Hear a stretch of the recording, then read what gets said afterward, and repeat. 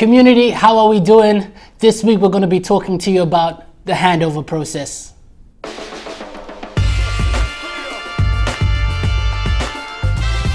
The handover process. So you've gone through the process of appointing the community co as your body corporate managers. You are already winning. Winning, winning, winning. What happens next? I don't know. That's okay, we do. So, the first thing we do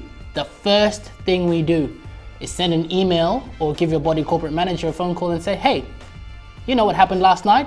The community co has been appointed as the body corporate managers. So, when are you going to hand over the records? The records, what do they consist of? The records consist of boxes and boxes of boxes. If your body corporate manager has been old school, because we as the community co digitize everything. Everything lives in the cloud. So, you know, we've picked up, I think our biggest box collection was like 80 boxes. Yep.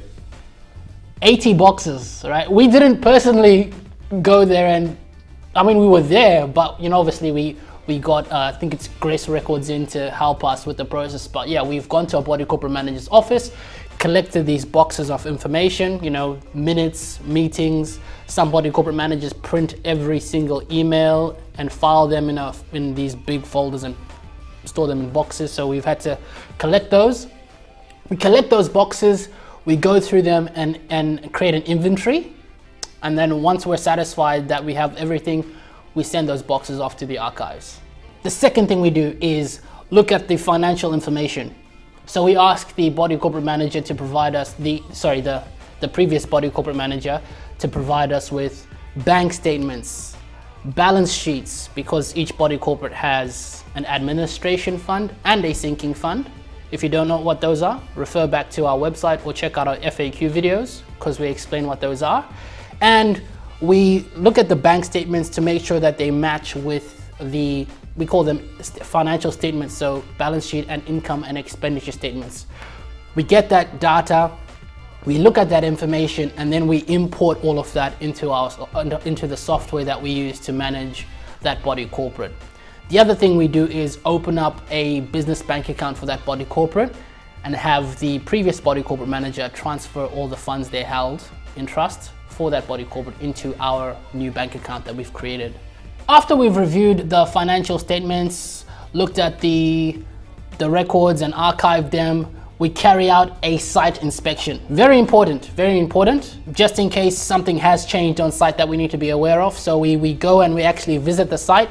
If there is an on-site manager, we prefer to carry out the site visit with the on-site manager and go through the building to look at, you know, maintenance issues that the building has been experiencing, because that's going to help us assist the body corporate committee and that body corporate with planning for the future repairs and maintenance activities. And as well, it gives us a layout of the building and the scheme, because there's nothing worse, I think, for us to be sitting in a committee meeting and have the committee members talking about a particular issue in a building and we've got no idea or where they're talking or where this issue is occurring. So we like to get out on site, we like to meet you, shake your hands, sit down and understand the makeup of the building and how the building operates. The next step is meeting the committee members. So we like to hold a committee meeting after we've taken over the body corporate, meet the committee members because they effectively help us and the building managers run the body corporate. And so we send out an agenda to them listing all items we believe are outstanding, have a committee meeting.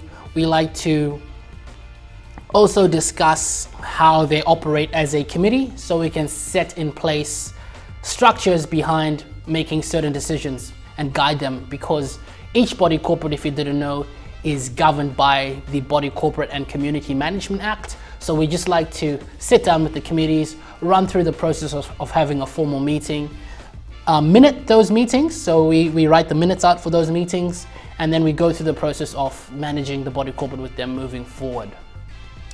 The last step in the handover process is sending out a welcome pack to all the new owners, all of our clients. So you'd get a great letter from us introducing ourselves as the Community Co, outlining your new maybe body corporate levy payment details. With us as well, you get a brand new website that your community can log onto, see announcements, events. We publish stuff on there all the time. We document processes and procedures, and we publish them on the website for the owners to see what's going on. After we have meetings with the committee, we publish those minutes on the website. So we send out this welcome pack letter outlining all of this so that the members know that, hey, look, actually we've changed body corporate managers and the community co is now on board, and this is how we get in touch with them. Very important final step. And basically that's it. Then we get the party started, and we are your body corporate managers, and we are ever so thankful and ever so grateful for your support. That's it for me today. We took you through our handover process. It takes about 2 weeks from start to finish, but look, we've done this now 40, 50 plus times. I can't keep count. Very proficient at it. So if you're a new body corporate that we're taking over, rest assured that you're in good hands. If you liked this episode, give us a thumbs up on Facebook, subscribe to our YouTube channel, or share this episode with your friends if they don't necessarily understand the handover process or what happens after a body corporate manager or the community co is appointed. Catch us next week. Cheers.